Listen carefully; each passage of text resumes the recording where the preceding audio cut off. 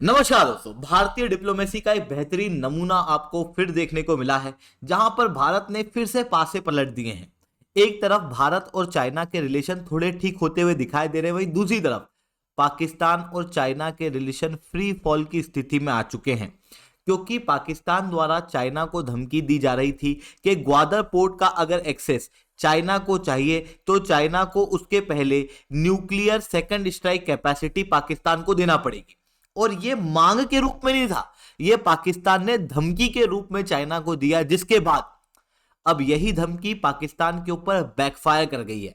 कैसे करी है इसे मैं शुभेंद्र चौहान डिटेल में आप लोगों के साथ में चर्चा करूंगा। बट उसके पहले आप लोग मेरे साथ में SRC10 टेलीग्राम ग्रुप के ऊपर जुड़ सकते हो। मेरे क्लास की अपडेट PDF सब कुछ आपको मिल जाएगा। यूपीएससी CSE की तैयारी करना, इंडिया के टॉप एजुकेटर से ऑफलाइन क्लास के अंदर पढ़ना है, अच्छा मौका है आपके पास, क्योंकि अनअकैडमी अब केवल ऑनलाइन ही रहा है, अनअकैडमी अब ऑफलाइन भी आ चुका है। दिल्ली के करोलबाग, मुखर्जी नगर के अंदर, प्रयागराज के सिविल लाइंस और बिहार के पटना के अंदर ऑलरेडी हमारे सेंटर्स खोले जा चुके हैं, जहां पर इंडिया के ये टॉप एजुकेटर्स आप लोगों को ऑफलाइन क्लासेस के अंदर कंप्रिहेंसिव यूपीएससी CSE की तैयारी कराएंगे। प्रीलिम से लेकर इंटरव्यू तक जितने भी आप लोगों के सब्जेक्ट्स है वो सब कवर कराए जाएंगे। आपको टेस्ट सीरीज दी जाएगी, स्टडी मटेरियल दिया जाएगा, वन ऑन वन मेंटरशिप दी जाएगी। ये सब कुछ आपको मिलेगा ऑफलाइन मार्केट के सबसे कम रेट के अंदर। तो अगर आप अनअकैडमी के साथ में जुड़ना चाहते हो तो आपके पास में अच्छा मौका है।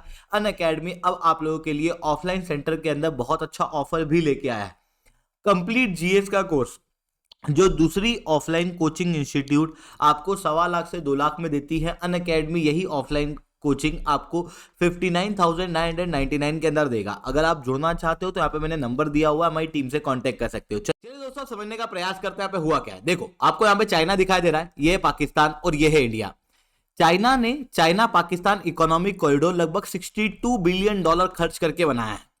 और ये कॉरिडोर चाइना के लिए बहुत इंपॉर्टेंट था, क्योंकि चाइना को लग रहा था कि इस कॉरिडोर के जरिए ग्वादर के पोर्ट का एक्सेस मिल जाएगा, मिलिट्री रूप से भी। वहीं दूसरी तरफ जो चाइना का इशू है यहां पर मलक्का स्ट्रेट के यहां पर कि डिपेंडेंसी बहुत ज्यादा है, और भारत जब चाहे तब चाइना को यहां पर रोक सकता है, क्योंकि ये चाइना का एक बहुत बड़ा चोक पॉइंट है। इसी कारण से चाइना अपनी ये डिपेंडेंसी को कम करके ग्वादर पोर्ट के जरिए अपने सामान को एक्सपोर्ट करना चाहता था।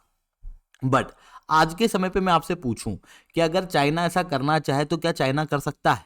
ऑब्वियसली नॉट, क्योंकि ये जो इकोनॉमिक कॉरिडोर है यहां पर आए दिन आतंकवादी अटैक देखने को मिलते हैं।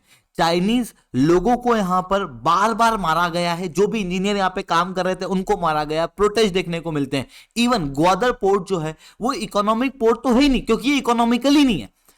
रिसेंटली एक रिपोर्ट आई जिसने ये बताया कि चाइना का वर्स्ट परफॉर्मिंग इन्वेस्टमेंट जो है वो ग्वादर पोर्ट है, क्योंकि यहां पर केवल 16 जहाज पिछले पूरे साल के अंदर डॉक हुए। इससे कम जहाज किसी भी चाइनीज इन्वेस्टमेंट के अंदर आई नहीं, जिसके कारण से ग्वादर पोर्ट जो है उसको बना के ऑब्वियसली चाइना पछता रहा था। फिर चाइना को एक लीप ऑफ फेथ दिखाई दिया, क्योंकि पाकिस्तान से बात करने पे पाकिस्तान ने प्राइवेट अश्योरेंस दी थी चाइना को कि भाई हम आपको मिलिट्री एक्सेस दे देंगे, यानी कि ग्वादर पोर्ट चाइना का एक नेवल बेस बन सकता था। और इसी बात से चाइना बहुत खुश भी था और लगातार यहां पर इन्वेस्टमेंट कर रहा था ग्वादर पोर्ट के अंदर। फिर जब ग्वादर पोर्ट के अंदर सारे इन्वेस्टमेंट वगैरह पूरे हो गए, पाकिस्तान के ऊपर लोन देखने को मिला, और पाकिस्तान ने जब लोन को रिस्ट्रक्चर करने का कहा चाइना को, तो चाइना ने वो रिस्ट्रक्चर नहीं किया। तो फिर पाकिस्तान ने अपना नया रूप दिखाना शुरू किया, और पाकिस्तान ने कहा कि देखो, आपने ये जो इन्वेस्टमेंट किया है ये आपकी इच्छा से किया है, वो तो ठीक है, बट रिसेंटली अभी जो मीटिंग हुई उस मीटिंग के अंदर इन्होंने ये कह दिया कि आपको ग्वादर पोर्ट का मिलिट्री एक्सेस हम तभी देंगे जब आप हमको सेकंड स्ट्राइक न्यूक्लियर कैपेसिटी दोगे। मतलब पाकिस्तान ने क्या किया, पहले तो चाइना से पैसे भरवा दिए जमाने भर के कि भाई आप ये भी इन्वेस्टमेंट कर दो, ये भी इन्वेस्टमेंट कर दो, और किस नाम पे कि हम आपको मिलिट्री एक्सेस देंगे। और फिर जब मिलिट्री एक्सेस देने की बात आई तो यहां पर पाकिस्तान ने खुली इन लोगों को एक चेतावनी दे दी, धमकी सी दे दी कि भाई आपको अगर हमारे पोर्ट का एक्सेस चाहिए तो हम दे देंगे, बट उसके लिए आपको सेकंड स्ट्राइक न्यूक्लियर कैपेसिटी देनी पड़ेगी। और यहां पर केवल शब्द की गड़बड़ नहीं थी, इवन टोन भी पाकिस्तान का काफी खराब था इस मीटिंग के अंदर, जिसके कारण से यहां पर चाइना ने आउटराइटली पाकिस्तान की डिमांड को रिजेक्ट कर दिया है। इतना ही नहीं, चाइना ने पहले पाकिस्तान को समझाने का प्रयास किया कि देखो, नॉन प्रोलिफरेशन ट्रीटी वॉयलेट कर दोगे अगर हम आपको सेकंड स्ट्राइक न्यूक्लियर कैपेसिटी दे देंगे तो। हालांकि ये सारी बातें जुमला है, क्योंकि नॉन प्रोलिफरेशन ट्रीटी का भाग पाकिस्तान है नहीं, बट चाइना क्लियरली अपनी जो न्यूक्लियर कैपेसिटीज हैं वो पाकिस्तान को नहीं देना चाहता।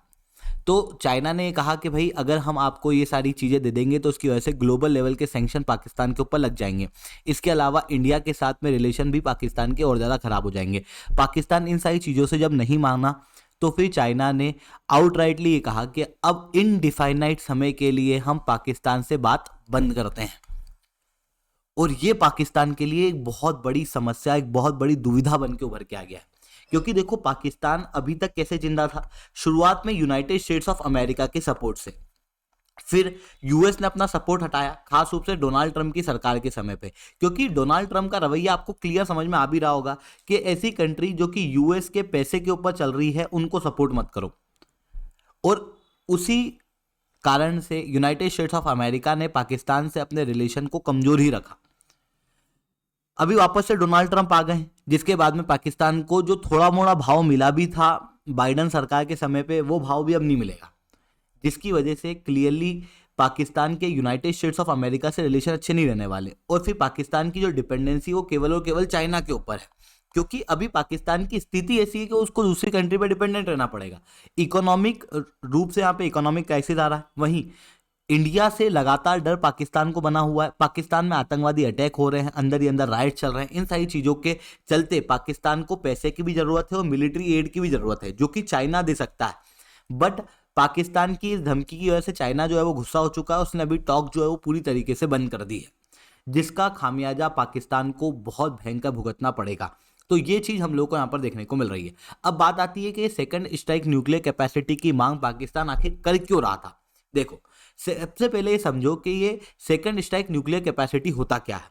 होता ये है कि मान लो एक कंट्री है ए और एक कंट्री है बी। अगर ए कंट्री के पास में न्यूक्लियर वेपन है तो उसके पास में क्या है, न्यूक्लियर स्ट्राइक कैपेसिटी।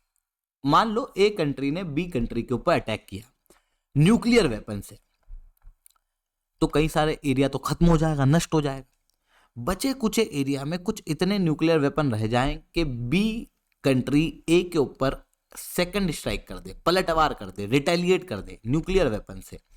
तो अगर ये क्षमता है कि न्यूक्लियर वेपन से ही रिटेलिएट करने की क्षमता किसी कंट्री में आ जाए, तो उसी को हम कहते हैं सेकंड स्ट्राइक न्यूक्लियर कैपेसिटी। और ये जनरली उन कंट्रियों के अंदर होती है जिनके पास में न्यूक्लियर ट्रायड अवेलेबल होता है, मतलब हवा, जमीन और पानी तीनों के रास्ते से अटैक करने की क्षमता जिस कंट्री के पास में है, उसी कंट्री के पास में सेकंड स्ट्राइक न्यूक्लियर कैपेसिटी है। ऐसा क्यों? जैसे मान लो ये है पाकिस्तान और ये है इंडिया। अगर भारत ने पाकिस्तान के ऊपर अटैक किया, उसके न्यूक्लियर बॉम्ब केवल लैंड के ऊपर है, तो लैंड नष्ट हो जाएगी, उसके न्यूक्लियर वेपन भी नष्ट हो जाएंगे। तो फिर पाकिस्तान रिटेलिएट करेगा कैसे? वहीं अगर पाकिस्तान भारत के ऊपर न्यूक्लियर अटैक करता है, जमीन का पार्ट अगर चले जाता है, तो हमारे पास में K4 है और हम K4 के जरिए सबमरीन से अटैक कर सकते हैं, फिर हवा के जरिए भी पाकिस्तान के ऊपर अटैक कर सकते हैं, जो दर्शाता है कि भारत के पास में सेकंड स्ट्राइक कैपेसिटी है। हालांकि ग्लोबल लेवल पे देखें तो केवल 4 ही देशों के पास में कैपेसिटी है, यूएस, रशिया, चाइना और इंडिया।